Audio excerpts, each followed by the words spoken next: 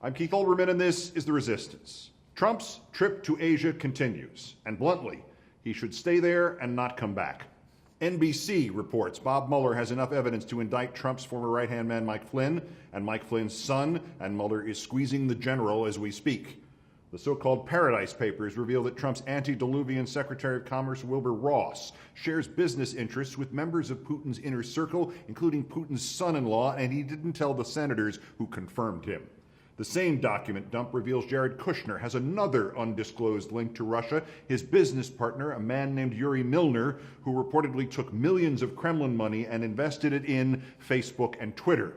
Now, Bloomberg News has interviewed the Russian lawyer who met with Kushner and Trump Jr. and Manafort in June 2016, and she says she is willing to testify to the Senate Judiciary Committee and to Mueller that she told them of alleged donations to the Clinton campaign that originated as Russian investments, and she lobbied to overturn an anti-Russia American law to which she says Trump Jr. told her, quote, "If we come to power, we can return to this issue."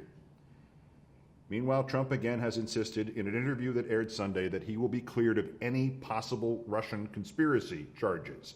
He told Sinclair Propaganda that, quote, "I am truly not involved in any form of collusion with Russia. Believe me, that's the last thing I can think of to be involved in." The time for euphemisms is over. We don't believe Donald Trump. On Russia, nobody can believe Donald Trump any longer.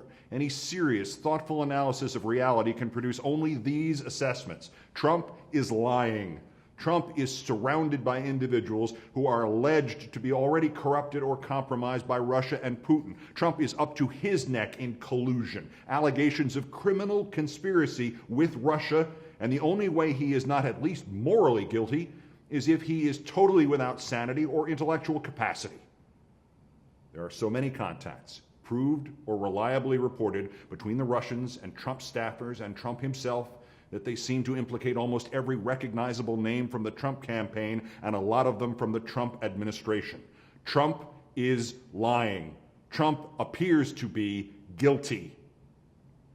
To freshly remind ourselves how totally intertwined, manipulated by, entangled with Putin and other Russians Trump's campaign was and Trump's administration is, let's just review this. Start with Flynn and Flynn Jr. and Wilbur Ross. Last week it was Manafort and his business partner Rick Gates and George Papadopoulos, and while they're trying to dismiss Papadopoulos as a meaningless volunteer, on March 21st, 2016, Trump listed his first 5 foreign policy advisors, and Papadopoulos was one of them. And 10 days later, Trump was at the table when Papadopoulos adamantly pitched setting up a meeting between the Trump campaign and Putin, or Trump himself and Putin, and Trump tweeted a photo of them together. Trump has now said he doesn't, quote, remember much about that meeting. It was a very unimportant meeting, took place a long time ago, don't remember much about it. He said that 9 days after announcing he has, quote, one of the great memories of all time. Trump's team now implies Papadopoulos was discouraged from following up on the Putin meeting idea, which is, I guess, why, according to Papadopoulos' guilty plea, nobody stopped him when he met 3 times with this Russian-linked professor, or had at least 17 online exchanges with him or others, 4 more by phone or by Skype. And on April 26, the professor met with Papadopoulos and said he was just back from meeting with high-level Russian government officials. And the professor told Papadopoulos that the Russians told him, quote, they have dirt on her. Quote, the Russians had emails of Clinton. Quote, they have thousands of emails. 38 days after that, Donald Trump Jr. was contacted with an offer of a meeting at which he would receive Clinton dirt via an intermediary from the Russian government. He brought Kushner and Manafort to the meeting, and she reportedly brought talking points that duplicated a set of talking points given to California Congressman Dana Rohrabacher 2 months earlier by the Kremlin. When the story of that meeting with the lawyer breaks, 394 days later, Trump Jr. will issue a false cover story that the meeting was exclusively about adoptions of Russian kids. The White House will soon admit that the president, on Air Force One, quote, weighed in on the composing of that false cover story. Washington Post sources say he dictated that false cover story himself.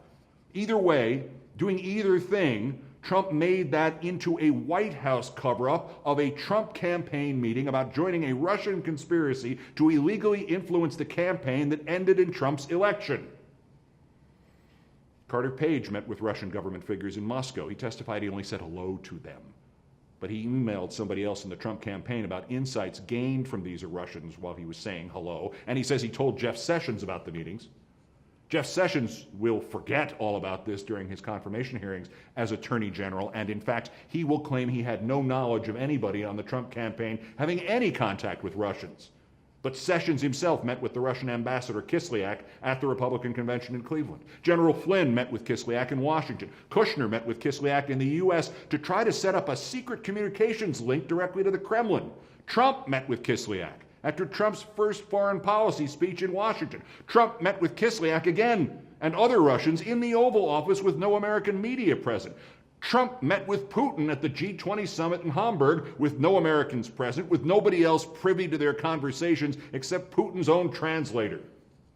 WikiLeaks' Julian Assange confirmed he was asked to find and provide Clinton emails by the CEO of Cambridge Analytica, a company once owned in part by Steve Bannon. And months later, Trump donor Rebecca Mercer reportedly contacted that same CEO and asked him to find Clinton emails. Republican donor Peter Smith told the Wall Street Journal he assembled a team on Labor Day 2016 to get Clinton's emails. 10 days after the interview, Smith was found dead in a Minnesota hotel room, having left a note that reportedly read, "No foul play whatsoever," in all caps. A staffer for the Iowa Senator Chuck Grassley, Barbara Ledeen, herself a close associate of Mike Flynn, admits to having begun a hunt to find Clinton's emails on the so-called dark web in 2015, and she says she sought financial help to do so from Newt Gingrich. The unofficial Twitter account of Tennessee Republicans was later revealed to have in fact been operated by a Kremlin-backed Russian troll farm.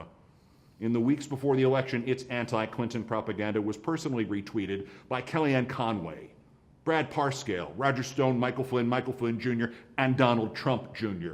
And what was apparently a related account was retweeted in September of this year by Donald Trump himself. Trump reacted to the Russian online sabotage like the Russian advertising buys that Facebook said reached 126 million Americans by preparing to apparently outsource American cybersecurity to Russia. Quote, "Putin and I discussed forming an impenetrable cybersecurity unit so that election hacking and many other negative things will be guarded."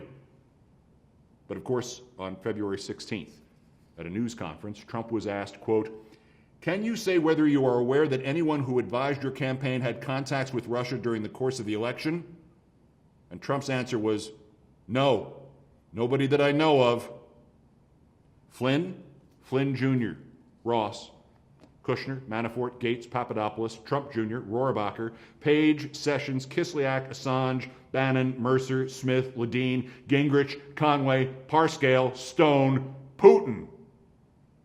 We must drop the euphemisms. He lied. He was lying. He is lying still. The correct answer to that question is not no, nobody that I know of. It's closer to yes, everybody that I know of. Everybody. I am truly not involved in any form of collusion with Russia, believe me. We don't. Resign. Resist. Remove. Peace. My book is out at stores and online. Ask for it by name. Well, given the title, use your own judgment on that.